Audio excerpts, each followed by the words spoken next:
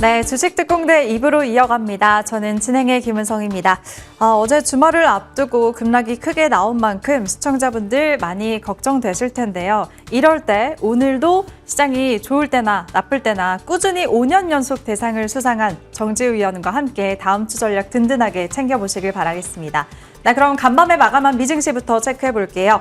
3대 지수가 모두 하락했습니다. 어제 발표된 고용지표가 예상보다 훨씬 강하게 나오면서 금리 인상 가능성이 커졌기 때문인데요. 특히 반도체 투매가 나오면서 나스닥이 1년여 만에 최대 낙폭 4%나 급락하면서 마감했습니다. 국내 증시도 체크해 볼게요.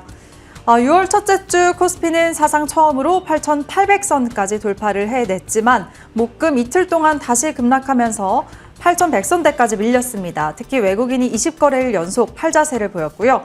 코스닥은 목요일에 오랜만에 반등하기도 했지만 어제 급락장에 1000선도 간신히 지켜내는 흐름이 나왔습니다. 네, 이번 주도 역시 종목 고민 많으실 텐데요. 참여 방법 소개해드리겠습니다. 종목 상담 전화는 02786-1022, 1023번 두 대 있고요. 문자는 013-3366-8200번으로 종목명과 매수가 비중 세 가지 남겨주시면 저희가 도와드리겠습니다.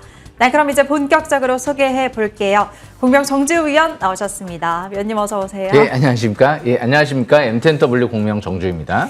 네, 이번 주 정리부터 해볼 텐데 코스피는 그래도 고점에서 조정을 받았다고 하지만 코스닥은 그렇게 오른 것도 없는데 더 같이 많이 빠진 것 같아요. 예. 어떻게 해야 될까요? 예, 일단 이제 코스피, 코스닥 이것도 이제까지 좀 중요했는데 이제 앞으로 뭐 그런 부분들이 중요할 것 같지는 않아요. 예. 왜냐면 이제 코스피, 코스닥 이제 커플링 현상이 이제 나타날 가능성이 높기 때문에 이제 선반영 돼 있거든요.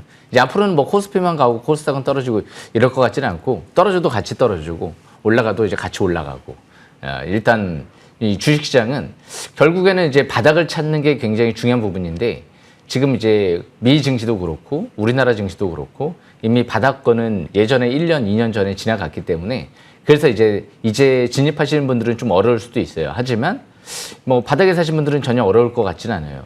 어차피 떨어져 봤자지 이런 생각을 할 것 같아요. 왜? 바닥을 잡아놨기 때문에. 그래서 이제 코스닥도 좀 바닥에 이제 오고 있는 것 같아요.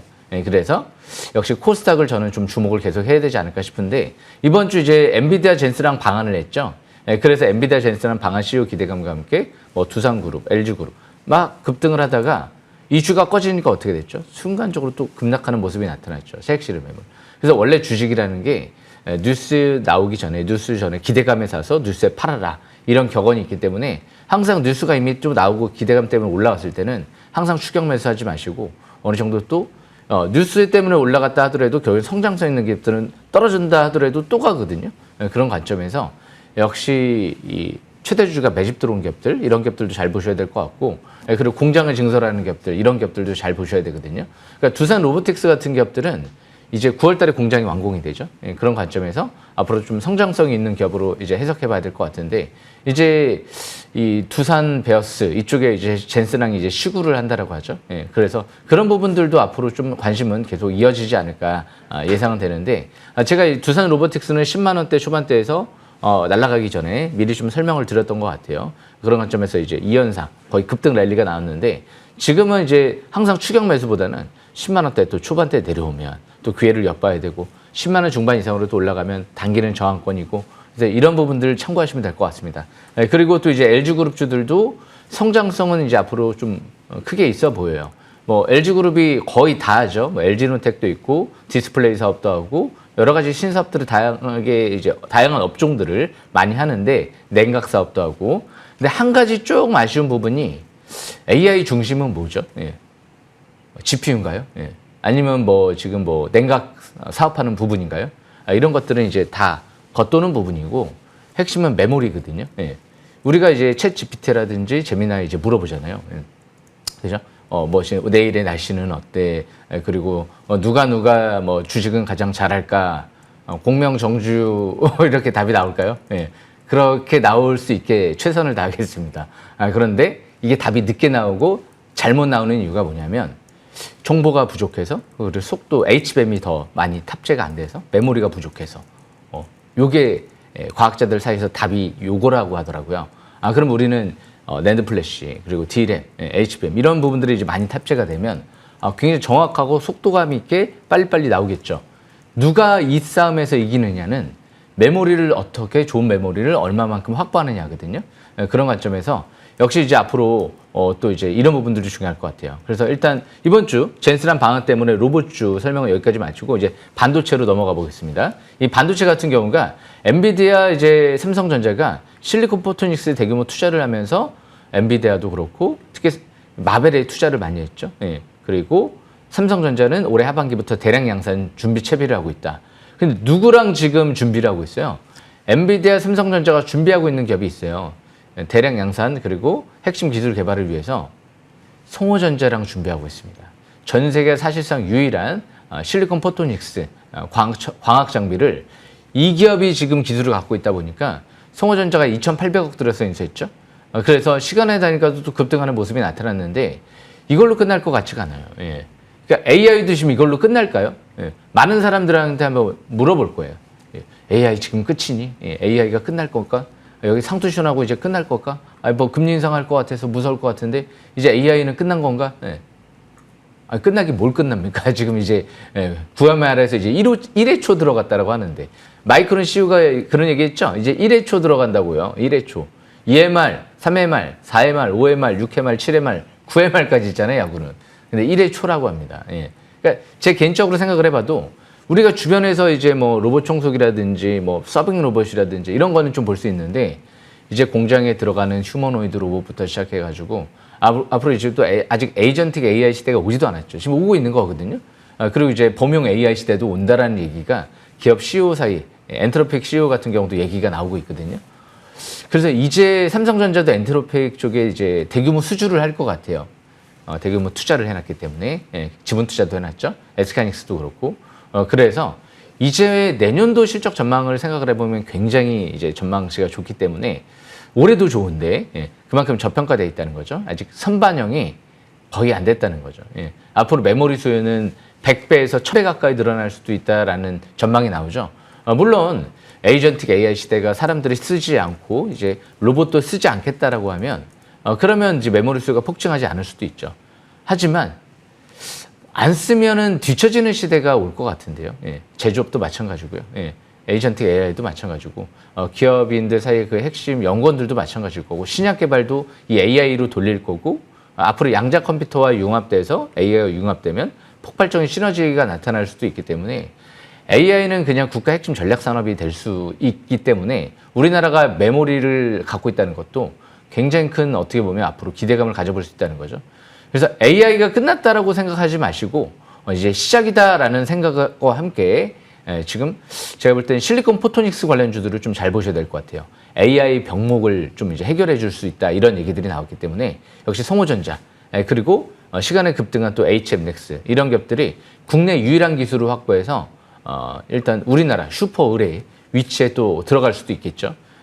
이제 광운도 센서 같은 경우도 HMX가 유일하게 대표이사 6억 샀잖아요. 그리고 최대주에 20억 샀죠. 안 팔았잖아요. 송호전자 최대주가 3, 4만 원대에 수십억 샀잖아요.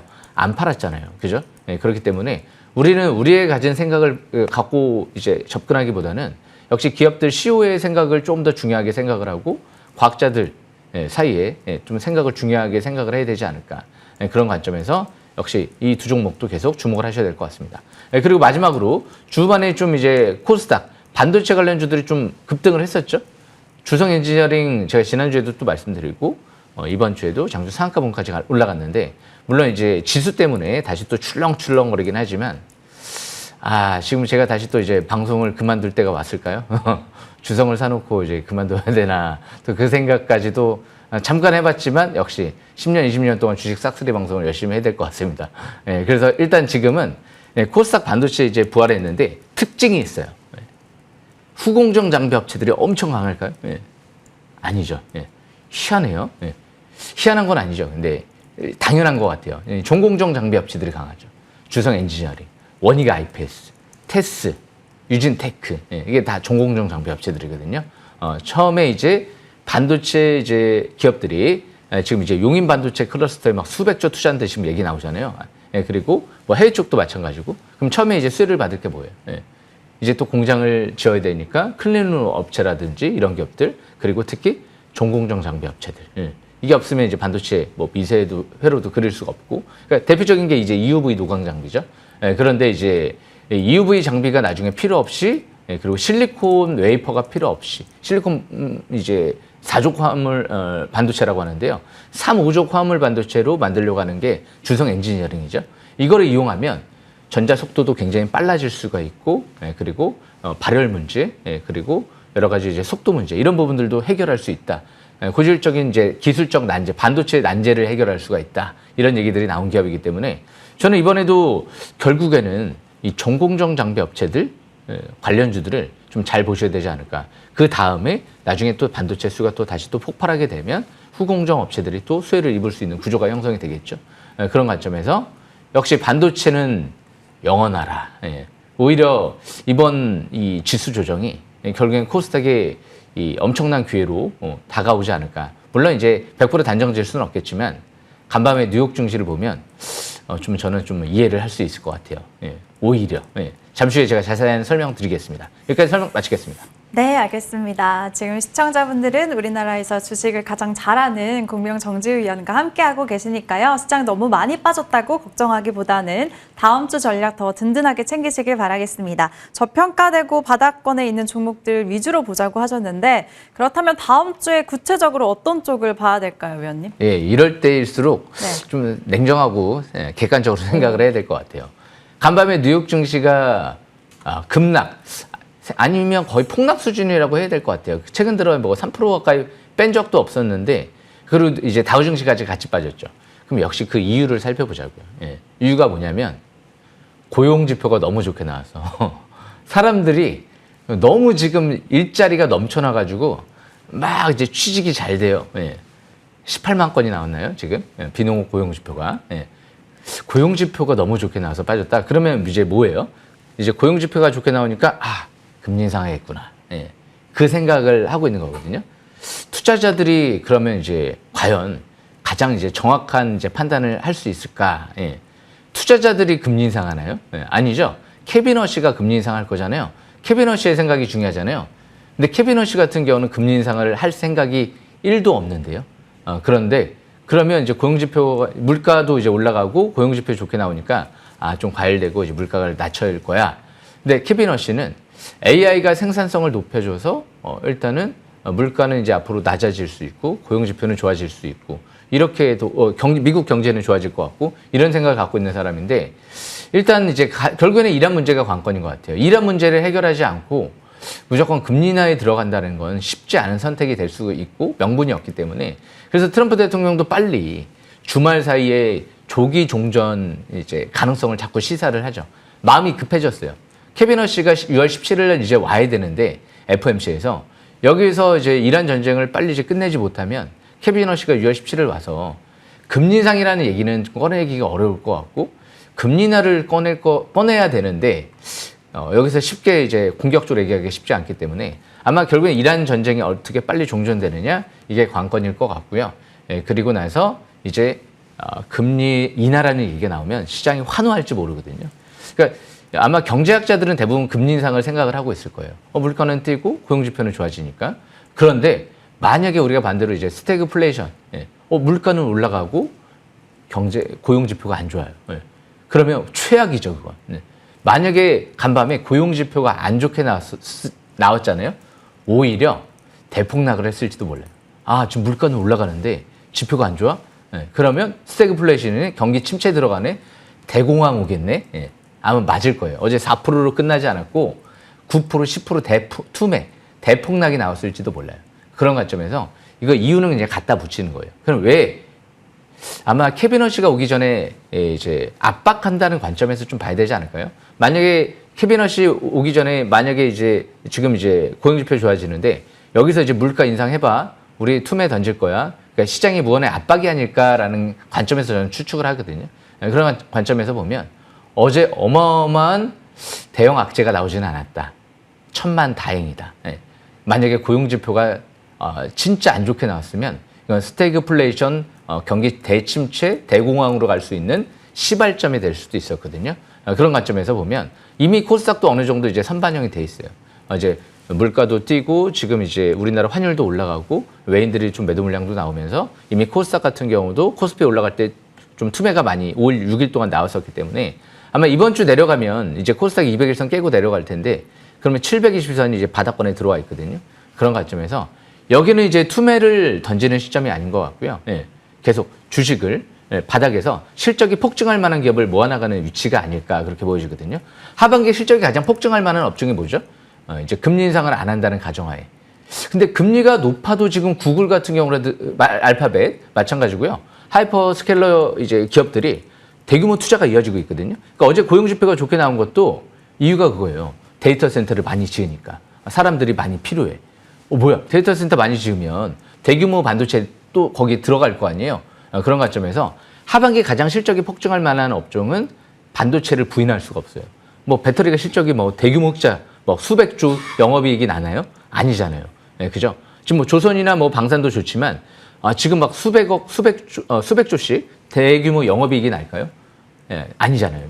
어느 정도 대부분 고평가돼 있잖아요. 하지만 반도체는 아직 저평가돼 있잖아요. 예, 그리고 글로벌 빅테크 하이퍼 스케일러들이 지금 투자를 줄일 생각이 없잖아요. 고금리에도 줄일 생각이 없고 아마 저금리로 가면 더 많이 투자가 이루어질지 모르거든요. 미국이 이제 중간선거 전에 목표하는 게 그거예요. 지금 AI가 핵심이기 때문에 이쪽에 어마어마한 투자를 불러일으켜서 고용지표 좋아지고 AI가 생산성을 높여서 물가는 낮추고 돈 풀 준비하고 있는 거거든요. 그런 관점에서 너무 뉴스에 민감하게 생각하지 마시고 우리는 생각을 해보세요. 재작년 12월 달에 지수태 투매 나올 때 어떻게 됐죠? 결국은 엄청난 기회였잖아요. 그냥 들고 있으면 나중에 크게 올라가잖아요. 코로나 때도 마찬가지고요. 결국엔 시간과 돈의 싸움인 것 같아요. 시간 많고 돈 많으신 분들은 이번 주 또 열심히 투자하시면 될 것 같습니다. 결국엔 승리는 반도체의 것이 될 것 같고 결국 승리는 공명 정주, 관심주가 되지 않을까 기대하고 있습니다. 설명 마치겠습니다. 네, 시장 조정을 이용해서 다음 주도 하반기에 실적이 폭증할 만한 반도체 관련주 위주로 접근해 보시면 좋을 것 같습니다. 이제 위원님의 기법 강의 준비가 되어 있는데요. 그 전에 종목 상담 참여 방법 다시 한번 소개해 드릴게요. 전화는 02786-1022, 1023번 두 대 있고요. 문자는 013-3366-8200번으로 종목명과 매수가 비중 세 가지 남겨주시길 바랍니다. 네, 그럼 위원님의 기법 강의 지금 출발합니다.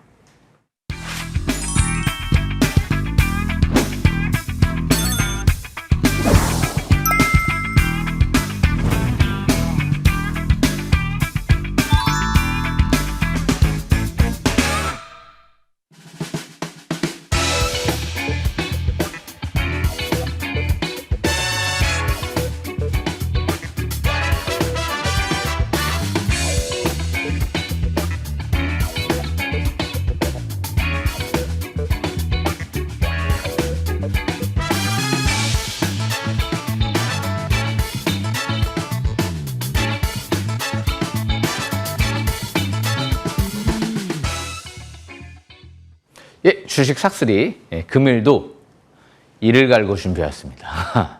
이를 좀 갈았더니 좀 이가 아픕니다. 예, 그래도 지금은 좀 많이 나아졌고요. 예, 일단 지금 뉴욕 증시가 간밤에 투매가 나왔어요. 잠에 딱 들어가기 전에 다시 또 투매로 가네. 근데 딱 보니까 고용 지표가 너무 좋게 나온 거예요. 예, 이유가 그거였어요. 다행이다. 예, 고용 지표가 안 좋게 나왔으면 이건 그냥 3, 4%로 끝날 게 아니고 스태그플레이션으로 대공황 가능성이 있기 때문에 너무 지금 이제 과열권에서 이렇게 지표가 침체권이 가버리게 되면 버블을 증명하는 꼴이 되거든요. 근데 지금 버블이 아니라는 거예요.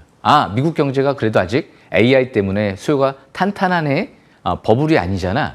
그렇기 때문에 이제 단기 이제 경계성, 차익 실현 매물 소화 과정으로 해석을 해야 되는 거구나. 이제까지 많이 올라온 사람들은 그냥 막연한 자기 생각으로 금리 인상할 거야. 그러면서 이제 차익 실현하는 거기 때문에 캐비너시 따위는 필요 없어. 내가 정확할 거야. 예, 이런 생각을 갖고 하는 거기 때문에 그래 다행이다. 그래서 편안하게 잠에 들었습니다. 예. 어떤 다른 많은 투자자분들은 또 이제 많이 걱정하시는 분들 많이 있겠지만 저는 역시 뭐 주식 자체를 단기적인 관점에서 접근하면서만 접근하지 않기 때문에 그래서 6년 동안 5년 동안이죠. 올해까지 따면 6년 동안인데 올해 6년 동안 열심히 한번 대상에 도전해 보겠습니다. 서론이 너무 길었는데 중요한 걸 이제 오늘 아마 올해 코스피 지금 이제 막 올라가다 조정받는데 아마 올해부터 해서 내년도까지 가장 통틀어서 가장 중요한 시점을 꼽으라면 아마 오늘이 될 수도 있지 않을까 저는 생각을 하고 있거든요. 왜? 실리콘 포토닉스 광반도체 국내 유일 기술 보유주 요거를 이제 또 분석하는 게 중요할 것 같아서 일단 오늘 두 종목을 좀 갖고 왔는데요. 아실 거예요. 예. 성호전자. 예. 예. 제 이름이 간혹 가다가 정성으로 바뀌기도 하거든요. 예. 왜 그랬을까요? 예. 바닥에서 엄청난 대량 거래가 터질 때 여기서 예.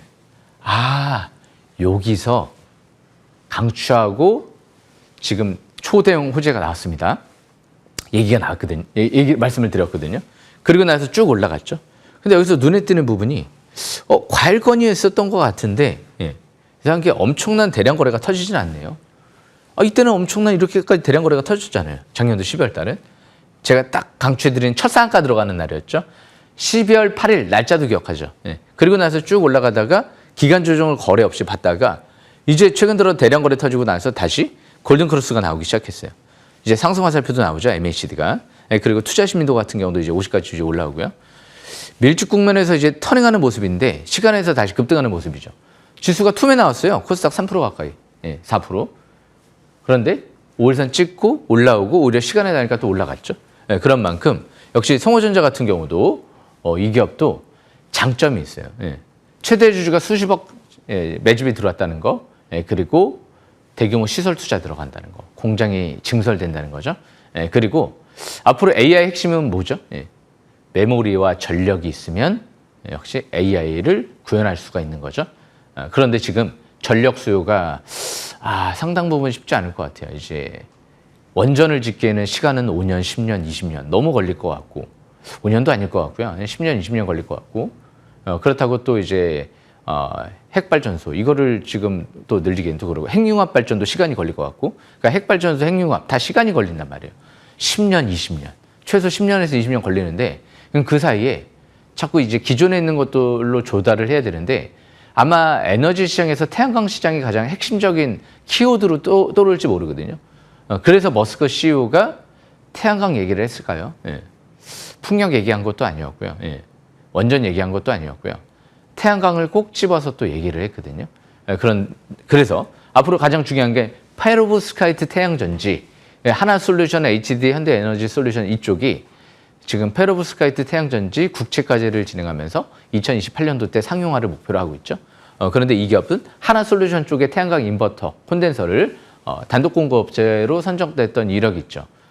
그래서 지금 이 기업은 반도체 쪽에 실리콘 포토닉스 핵심 장비를 만들고 태양광 쪽도 투트랙으로 볼 수 있다.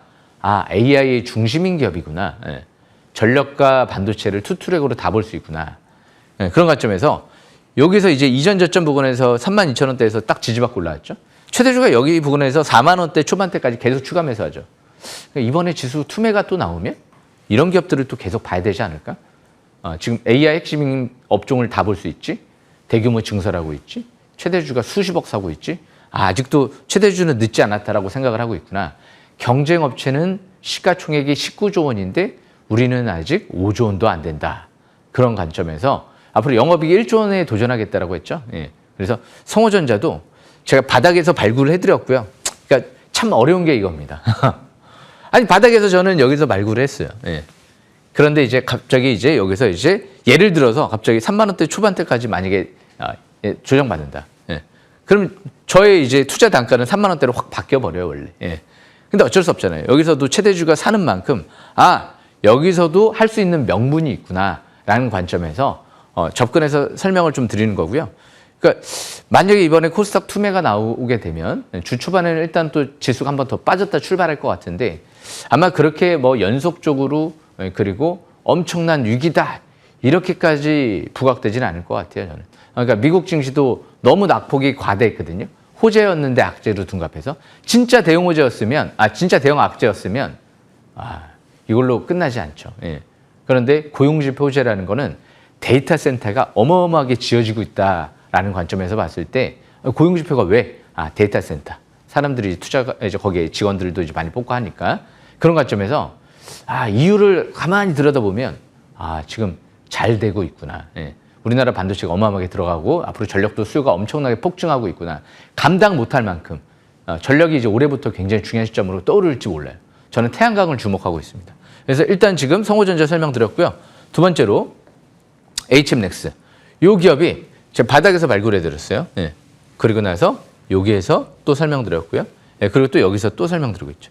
이게 파라볼릭이 상승기조로 전환될 때, 파라볼릭이 상승기조로 전환될 때, 예. 꺾일 때 말고요. 꺾일 때 말고요. 예. 꺾일 때 말고요. 이게 돌아갈 때, 파라볼릭이 상승기조로 전환될 때, HM넥스도 광온도 센서를 지금 국내 유일하게 개발을 완료했죠. 그러니까 국내에서는 이런 기업들 말고는 없어요. 경쟁 업체가 없는 거예요. 예. 그런데 마이크론을 뚫었죠? 아, 마이크론을 뚫었으면 해외 메모리사에 인정을 받은 거네요. 예, 그리고 SMIC 중국 기업도 지금 뚫으려고 퀄 테스트 진행하고 있고요. 용인 반도체 클러스터 입주를 공식적으로 확정지었어요. 공시를 통해서 유형자산 취득을 합니다. 토지랑 건물을 뭐예요? 삼성전자 SK하이닉스에 공급하려고 하는 거죠. 예. 아, 그러면 삼성전자 SK하이닉스에도 공급 가능성이 굉장히 높구나. 예.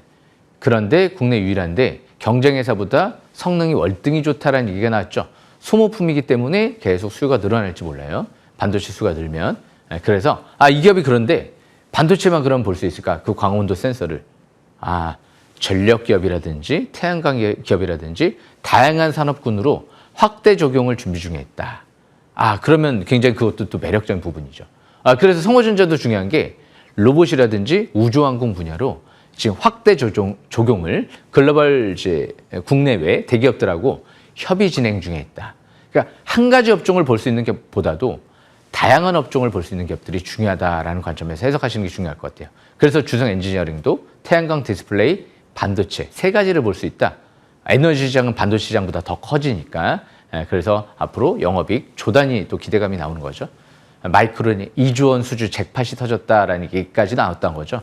그러니까 이 기업도 앞으로 주목하셔야 될 것 같아요. 삼성 SK하이닉스까지 내년 이후에 대규모 공급을 준비할지 모르기 때문에 광반도체 관련주들이 핵심이 될지 모릅니다. AI 병목 문제를 또 해결할 수 있고 전력 부분을 해결할 수도 있기 때문에 그런 관점에서 역시 이렇게 돌아갈 때 이 두 종목은 시간에 또 유일하게 급등을 했죠. 그러니까 이번 주에도 만약에 지수 투매 나올 때도 또 올라가. 그럼 지수 폭등할 때는 어떻게 될까요? 더 올라가겠죠. 저가 매수 기회를 한번 또 계속 노려보는 전략이 좋을 것 같습니다. 자신 없으면 지금은 손대지 않으시는 게 좋을 것 같아요. 신규 매수도 마찬가지고 그리고 기존에 있는 보유한 물량도 마찬가지고 괜히 샀다 팔았다 하면 변동성이 더 커질 수도 있거든요. 주식이라는 게 그래서 그렇게 하다가 결국엔 실패하거든요. 우리가 금융위기 때도 생각을 한번 해보시고 코로나 때도 생각을 해보시고 모든 위기들을 다 생각을 해보면 차라리 위기 때는 신규 매수도 그렇고 보유한 것도 그렇고 차라리 가만히 있는 게 오히려 더 유리할 수도 있겠다. 대신 자신 있으신 분들은 투매 나올 때만 저가 매수 기회를 노리면 성공 투자할 수 있지 않을까 생각을 합니다. 설명 여기까지 마치겠습니다.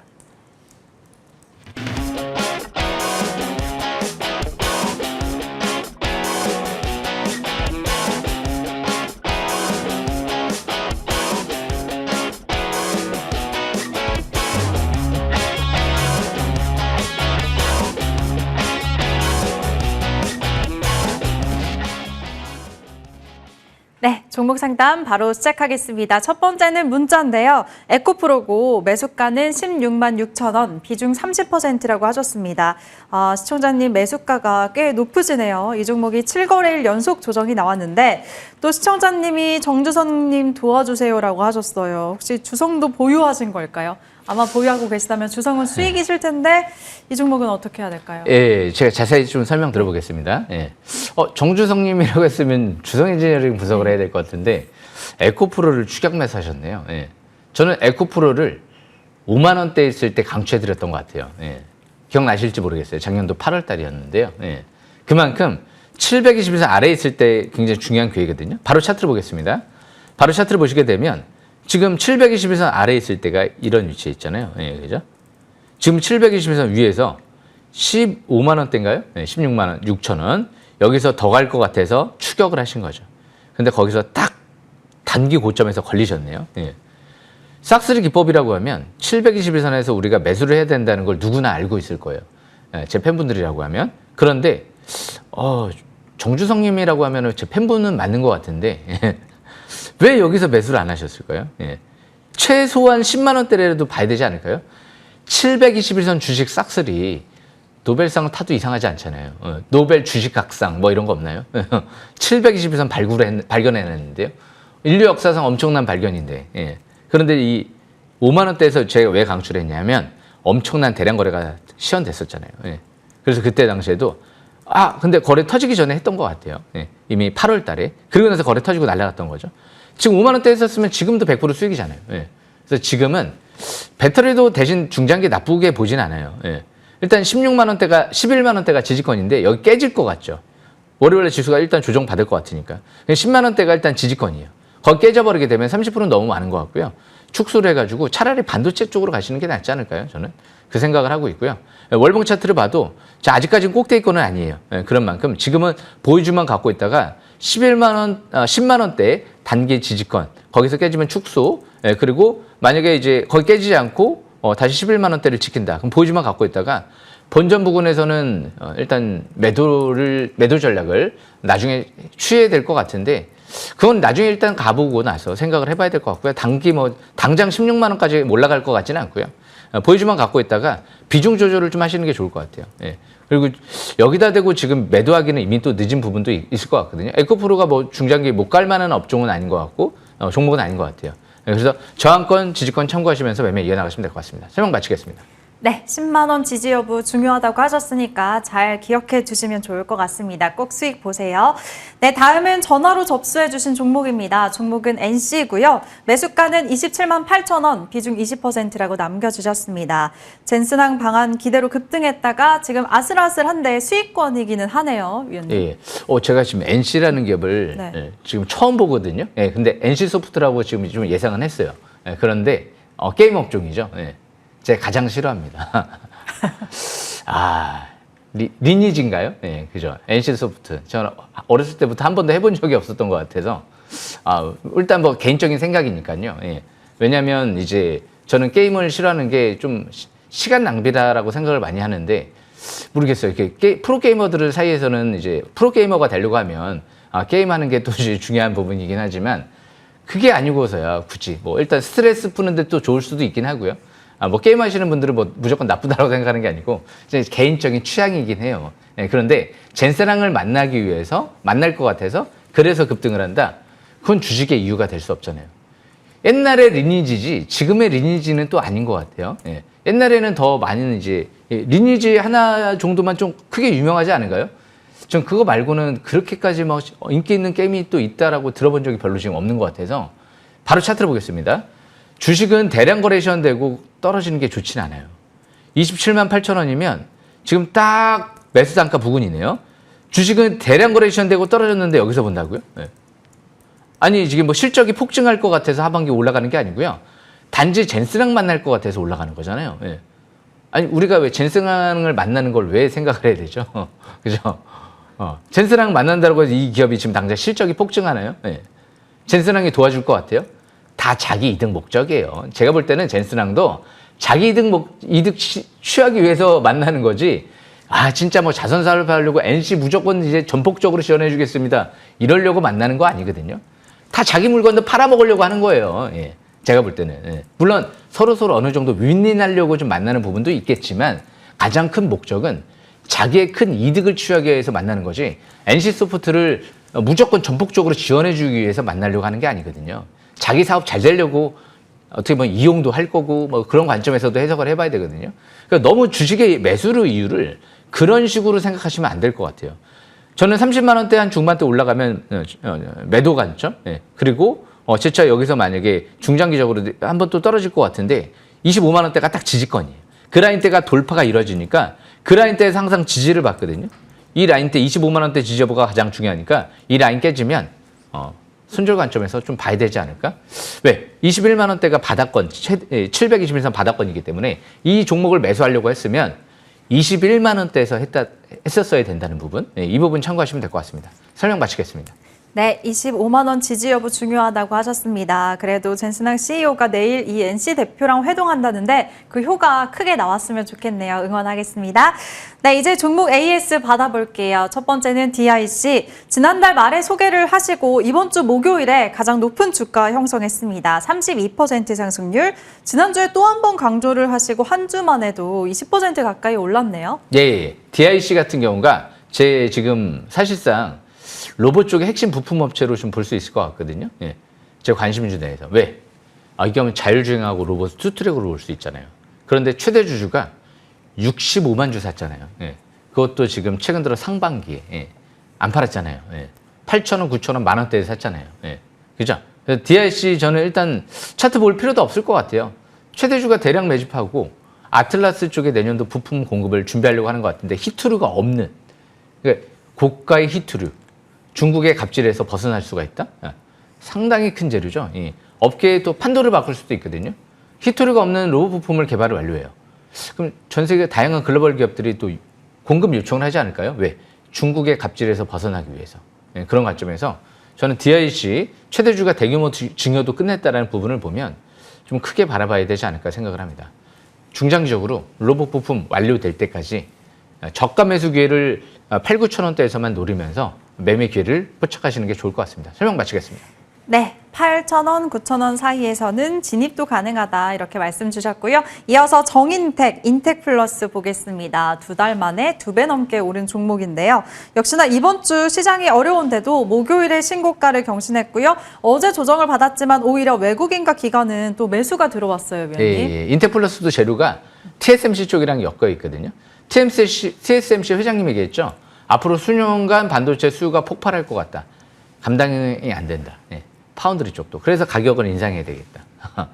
지금 갑의 위치에 있는 게 누구죠? TSMC죠, 사실상. 그래서 전 세계 슈퍼리라고 하는데, 그만큼 이제 수요가 폭증할 것 같다라고 하는데, 왜 우리는 아니야. 반도체 수요가 감소할 거야. 왜 이러고 있는 거죠? 많은 투자자들이, 많은 하이퍼스케일러 이제 업체들이, 이제 데이터 센터 이제 앞으로 수요가 감소할 거야. 왜 우리가 왜 그렇게 자꾸 생각을 하죠? 금리 인상을 할 것 같으니까 데이터 센터 수요도 감소할 거고 반도체 수요도 감소할 거야. 왜 우리가 얘기를 하죠? 왜 투자자들이 얘기하는 거예요? 기업들은 한다고 하는데 그 생각을 좀 자꾸 버리셨으면 좋겠어요. 많은 투자자들이 한다잖아요. 금리가 높아도 한다라고 하고 적으면 더 한다잖아요. 그래서 그만큼 지금 인텍플러스 같은 경우도 TSMC 쪽이 재료 나오면 초대형 호재죠. 근데 이미 선반영은 좀 돼 있죠. 어느 정도. 그런 관점에서 지금 보유하신 분들만 지금 이제 보유 관점으로 가시고 여기서 만약에 대량 거래 시연되면서 밀리면 안 좋겠지만 만약에 바닥에서 보유하신 분들은 만 원대에서 제가 원래 만 원대에서 강조했어요. 그러니까 사실상 300% 올라온 건데 바닥에서 보시는 분들은 단기 등락 감소하시는 게 좋을 것 같고 인텍플러스 잠깐 차트를 좀 볼까요? 차트를 보시게 되면 여기서 이제 일봉 차트를 보고 이 지지권이 중요해요. 만약에 여기가 이탈되게 되면 아무리 뭐 전망이 좋다 하더라도 34,000원대예요. 여기 이탈되면 이득 실험 관점에서 봤다가 또 바닥에 있는 종목들 다시 보시는 게 낫지 않을까. 720원 부근은 저 밑에 2만 원대 초반대가 있기 때문에 그래서 제가 바닥권에 설명드린 거예요. 그러니까 721선 주식 싹쓸이는 항상 명심하시는 게 좋을 것 같아요. 여기까지 설명 마치겠습니다. 네, 보유자분들 34,000원대 지지선 잘 체크해 두시길 바랍니다. 다음은 정네트 SK네트워크스 살펴볼게요. 이 종목은 4월 달에 소개를 해주셨고 상한가도 여러 번 나오면서 2달 만에 133% 올랐습니다. 어제 급락장에 두 자릿수 밀리기는 했는데 오히려 수급을 보니까 8거래일 만에 외국인 매수가 들어왔네요. 긍정 신호로 볼 수 있을까요? 예, 지금 이제 조정의 이유가 경고 종목 지정 이런 것 때문이거든요. 경고 종목 지정은 기업 펀더멘털하고 아무 상관이 없잖아요. 그만큼 지금 이제 AI 쪽에 정부에서 이제 소브레인 AI 지금 2차 평가 누가 1등 했죠? 업스테이지가 1등 했거든요. 사실상 1차에서 예전에 1차도 그렇고 네이버는 이미 탈락을 했거든요. 그러니까 우리나라 이제 앞으로 챗 GPT 같은 AI는 업스테이지가 될지도 모르거든요. 그런 관점에서 저는 SK 네트워크스를 이제 바닥에 있을 때 강추해 드렸고요. 차트를 보시게 되면 지금 11선에서 딱 지지받고 있는데 살짝 깨지겠죠? 중장기 지지권은 9,000원대로 보시면 돼요. 그리고 8,000원대에서는 대표이사님이 추가 매수했기 때문에 9,000원 이하는 바닥권으로 생각을 하시는구나. 오히려 내려오면 추격 매도할 종목은 아니죠. 오히려 저가 매수 기회를 또 누려봐야 되는 거고요. 왜냐하면 재료도 끝나지 않았고 지금 수급도 이탈이 없기 때문에 최대주주. 그래서 지금 여기서 출렁거릴 때는 오히려 추격 매도는 안 하시는 게 좋을 것 같고 매도를 하려고 마음 먹었으면 5일선 깨지는 날 뭐 초기에 하는 거죠. 뭐 기술적 분석상. 그래서 단기 저항권 13,000원. 그리고 일단 중기 바닥권 9,000원 이하. 이 부분 참고하시면서 앞으로 하반기 업스테이지 상장 임박돼 있을 때까지 계속 주목하셔야 될 것 같습니다. 설명 마치겠습니다. 네, 이것도 위로는 13,000원, 아래로는 9,000원대 가격대 잘 체크해 주셨으니까 기억하시고요. 이번에는 두산 로보틱스 5월 19일에 소개를 하시고 9거래일 만에 66%나 올랐습니다. 그래서 정두산이 됐었죠. 이번 주 후반에는 다른 종목들처럼 눌림이 좀 나왔는데 오히려 기회일까요? 예, 두산 로보틱스는 짧고 굵게 설명드리겠습니다. 네. 지금 제가 이번 주 이제 일요일 날 온라인 방송에서 상한가 유력하다라는 관점에서 설명을 좀 드렸거든요. 이 현상 상한가 랠리가 나왔는데 바로 차트를 보겠습니다. 단기는 5일선까지 이격 좁혀놨죠. 예. 그러고 나서 젠슨항이 왔어요. 예. 그럼 여기서 또 갈지 안 갈지는 아무도 모르는데 일단 3일째 조정이죠. 월요일날 받으면. 그럼 여기서가 중요해요. 5일선 깨지고 다시 이전 저점까지 내려올까? 아니면 다시 지지받고 강세일봉이 나오잖아요. 여기가 딱 지지권이거든요. 138,000원. 강세일봉이 나온다. 월요일날. 예. 그러면 어떻게 돼요? 진짜 17만 원 이상 돌파에 또 초점 맞춰봐야 되겠죠. 왜? 조정의 이유가 경고 종목 지정 예고 들어갈지도 모르니까 연속적으로 가면 그런 관점에서 큰 악재 나오지 않았습니다. 그래서 그 부분 참고하시면 될 것 같습니다. 설명 마치겠습니다. 네, 월화 이 현상 함께 하신 분들 축하드리겠고요. 이어서 TMC 3월 말에 강조하시고 2달 만에 120% 가까운 상승률 자랑했습니다. 지금 구간은 어떻게 보실까요? 지금은 뭐 전반적으로 제 관심주도 아니고 코스닥이 다 투매가 나왔어요. 예. 그래서 그럼 이제 어떤 기업을 봐야 되느냐? 전 TMC도 봐야 될 것 같아요. 반도체. 19,000원대에서 기관들이 6월 22일 날 100억 지분 투자한다라고 공시가 나왔거든요. 기관들이 19,200원에 왜 2주 전에, 3주 전에 왜 미리 공시를 했을까? 19,000원 이상으로 올라갈 것 같다는 강력한 확신이 들겠구나. 1억 아니잖아요. 100억이잖아요. 앞으로 삼성도 지분 투자 들어오고 자사주 매입도 들어온 만큼 19,000원 이하는 이번 주에도 저가 매수 기회를 노려보는 위치에 있다라고 보시면 될 것 같습니다. 설명 마치겠습니다. 네, 그리고 마지막으로 정주성까지 봐야겠죠. 주성 엔지니어링. 위원님 생일에 소개하신 종목인 만큼 상승률이 정말 차원이 다릅니다. 벌써 숫자, 7자도 등록 보이고 있고 그 뒤로 여러 번 강조를 하셨는데 3월 기준으로도 3달 만에 300%가 넘었어요. 제 생일을 기억해 주시는 감사합니다. 네, 제 1월 생일... 5일. 감사합니다. 생일 기억해 주시면 많지 않거든요. 그래서 항상 내 생일 같은 경우도 원래는 어머니의 날이 아닐까 싶기도 해요. 예. 제가 어머니 뱃속에서 태어난 거니까. 근데 많은 분들이 그렇게 생각 안 하시는 분들이 있을지 몰라요. 생일은 어머니의 날입니다. 예. 그래서 참고하시면 될 것 같고 주성은 잠시 후에 제가 설명드리겠습니다. 300% 상승 축하드리겠습니다. 예. 네, 생일은 어머니의 날. 주식의 아버지는 위원님이기 때문에 위원님의 날이기도 한 것 같습니다. 그럼 이제 본격적으로 새로운 유망주, 관심주 소개해 볼 텐데요. 오늘도 6개가 준비되어 있다고요, 위원님. 예, 이번 주는 이제 북중미 월드컵이 이제 오잖아요. 네. 손흥민 씨가 골을 좀 넣었으면 좋겠는데 이강인 씨가 또 골을 넣었으면 좋겠는데 투톱이잖아요. 최고잖아요. 예. 물론 다른 분들도 있지만 좀 아쉽게 또 생각하지 말아주시고요. 그만큼 이 아틀라스가 오잖아요. 북중미 월드컵에. 아틀라스가 축구공 뻥 차는 공 시연을 할지도 몰라요. 그러면 아틀라스 수혜주들이 주목받지 않을까? 그래서 현대차도 이번에 젠스랑 또 CEO 오니까 막판에 쭉 올라온 거잖아요. 그래서 이 DIC는 그냥 지금 차트 볼 필요도 없이 방금 전에 제가 설명드렸는데 8, 9천원대가 최대주가 대량 매집했던 단가거든요. 10,000원대까지 심지어 샀어요. 그런데 8, 9천원대 많이 샀죠. 이때 이번 주 저가 매수 기회를 노려보는 위치에 있다. 또 그런데 크게 안 밀릴지도 모르죠. 이번 주도 지수 투매 나와도 올라가잖아요. 그만큼 최대한 저가 매수 기회를 노려보는 위치에 있다. 강홀딩 전략이 필요할 것 같습니다. 설명 마치겠습니다. 네, DIC 첫 번째 종목이었습니다. 이어서 두 번째 유망주 어떤 걸까요? 지금 세계 최대 자산운용사가 블랙록이거든요. 그런데 이쪽에서 지분 6% 들어온 기업이 있어요.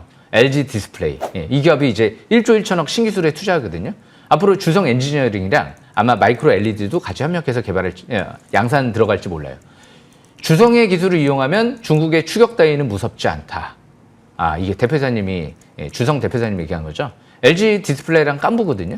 거기에 엔비디아가 주목하는 알세미 쪽이랑도 지금 상반기 디지털 트윈, 이제 이 기술을 갖고 하반기 SK하이닉스도 공급 협의를 진행 중에 있다는 얘기들이 나오기 때문에 올해 대규모 흑자 전환 기대감이 나오거든요. 그래서 LG 디스플레이도 이번 주 또 저가 매수 기회를 노려보는 위치에 있다.